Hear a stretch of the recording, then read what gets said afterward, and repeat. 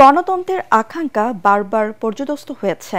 সেই বৃত্ত ভেঙে নতুন বাংলাদেশের সম্ভাবনা তৈরি করেছে জুলাই বিপ্লবের কারিগররা। প্রাণ দিয়ে হলেও ফ্যাসিবাদের পতন ঘটিয়েছে বলে মন্তব্য করেছেন জাতীয় ঐকমত্য কমিশনের সহসভাপতি অধ্যাপক আলী রিয়াজ। সংসদ ভবনের এলডি হলে জাতীয় নাগরিক পার্টির সঙ্গে বৈঠকের আগে সূচনা বক্তব্যে তিনি এসব কথা বলেন। এ সময় এনসিপির আহ্বায়ক নাহিদ ইসলাম জুলাই গণঅভ্যুত্থান যেন ব্যর্থ না হয় সেজন্য নতুন রাজনৈতিক বন্দোবস্তের প্রত্যাশা জানান। বলেন, রাষ্ট্র কাঠামো রাজনৈতিক প্রভাব মুক্ত করতে মৌলিক সংস্কার জরুরি। একটি দলকে সরিয়ে আরেকটি দলকে ক্ষমতায় বসানোর জন্য জুলাই অভ্যুত্থান হয়নি বলেও মন্তব্য করেন তিনি। দেশে যেন আর ষড়যন্ত্র না আসে সেজন্য জুলাই সনদ প্রয়োজন বলে জানান নাহিদ ইসলাম। বৈঠকে প্রার্থীর সদস্য সচিব আক্তার হোসেন, মুখ্য সমন্বয়ক নাসির উদ্দিন পাটোয়ারি, মুখ্য সংগঠক হাসনাত আব্দুল্লাহ সহ ৮ সদস্যের প্রতিনিধি দল অংশ নিয়েছেন। এই দেশের ইতিহাসে আমরা বারবার দেখেছি গণতন্ত্রের আকাঙ্ক্ষাকে কিভাবে পর্যদস্ত করা হয়। আমরা দেখেছি কি করে গণতন্ত্রের সংগ্রামের মধ্য দিয়ে যে বিজয় অর্জিত হয় সেই বিজয়কে বিভিন্নভাবে ভুলুণ্ঠিত করা হয়। রাষ্ট্রকে কিভাবে এক ব্যক্তির করতলগত করে একটি শাসন ব্যবস্থা তৈরি করা হয়েছিল। আজকে সেই সম্ভাবনা আপনারা তৈরি করেছেন, আপনারা নেতৃত্ব দিয়েছেন, লক্ষ মানুষ আপনাদের ডাকে সাড়া দিয়ে পরিবর্তনের পথে এক নতুন বাংলাদেশের সম্ভাবনার জায়গাগুলো আপনারা তৈরি করে দিতে পেরেছেন।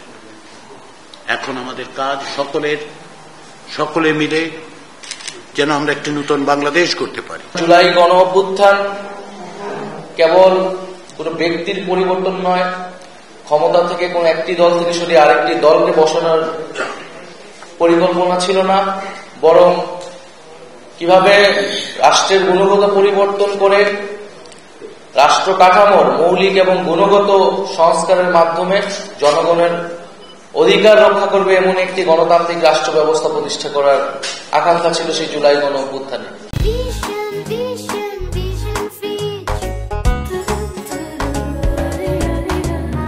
চট্টগ্রামে চকবাজারে খালে পড়ে নিখোঁজ ৬ মাস বয়সী শিশু সেহেলিজের মরদেহ ১৪ ঘণ্টা পর উদ্ধার করা হয়েছে।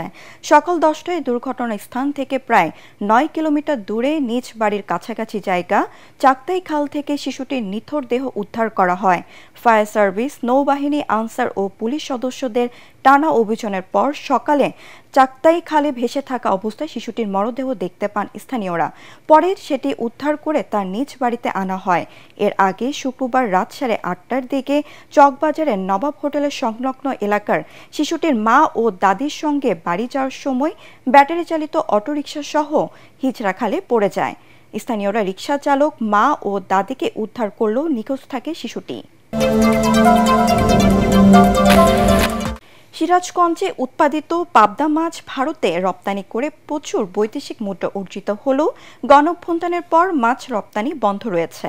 ফলে লোকসানের মুখে পড়েছে মৎস্য ব্যবসায়ীরা। দেশে পাবদা মাছের চাহিদা তুলনামূলক কম থাকায় বিপাকে ব্যবসায়ীরা। বৈদেশিক মুদ্রা হারাচ্ছে দেশ। যদিও জেলা মৎস্য কর্মকর্তারা দাবি, রেমিটেন্সের স্বার্থে সরকার পুনরায় পাবদা মাছ রপ্তানির প্রয়োজনীয় ব্যবস্থা গ্রহণ করবে। মৎস্য ভাণ্ডার হিসেবে খ্যাত বৃহত্তর চলন বিলে দেশি বিদেশি বিভিন্ন প্রজাতির মাছ উৎপাদন হয়। এর মধ্যে শুধুমাত্র সিরাজগঞ্জের সদর, রায়গঞ্জ ও তারাস উপজেলায় বছরে প্রায় ৭৫,০০০ মেট্রিক টন মাছ উৎপাদন হয়ে থাকে।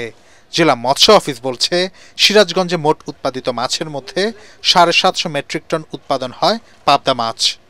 প্রতিবেশী দেশ ভারতে এর ব্যাপক চাহিদা থাকায় রপ্তানিও হয় প্রচুর।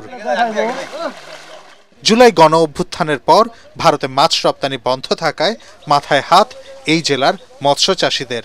দেশে পাবদা মাছের চাহিদা তুলনামূলক কম থাকায় ব্যবসায়ীরাও পড়েছেন চরম বিপাকে। দাম কম হওয়ার জন্য আমরা অর্থনৈতিকভাবে খুবই ক্ষতিগ্রস্ত হলাম। ১৩,০০০ টাকার ঊর্ধ্বে বিক্রি হয়, কিন্তু এখন এই মাছটা আজকে বিক্রি হলো ১১,২০০ টাকা। এই মাছটা যদি ইন্ডিয়া বৈধভাবে আমরা এখন আবার প্রচার করতে পারতাম, তাই আমাদের লাভের সংখ্যাটা একটু আসতো। দেশের বাইরে গেলে মাছটা পাবদা মাছটা চাহিদা ইন্ডিয়াতে বেশি, রপ্তানি হইলে মনে করেন সবাই চাষিও বাঁচবো, আমরাও বাঁচবো। এই বিপুল সংখ্যক মৎস্যজীবী রক্ষায় অন্তর্বর্তী সরকার দ্রুত কার্যকর ব্যবস্থা নেবে, এমনটাই আশার কথা জানিয়েছেন জেলা মৎস্য কর্মকর্তা। বর্তমানে পাবদা চাষিরা তারা স্থানীয়ভাবেই এটা বাজারজাত করছেন। আমাদের মৎস্য চাষিরা মাছের উৎপাদন অব্যাহত রেখেছে। এটা নীতি নির্ধারণী বিষয়গুলো উপর থেকে জানানো হবে। বৈদেশিক মুদ্রা অর্জনের ক্ষেত্রে পাবদা মাছের ভূমিকা থাকায় সরকার বিকল্প বাজার খুঁজে বের করবে, এমনটাই প্রত্যাশা সংশ্লিষ্টদের।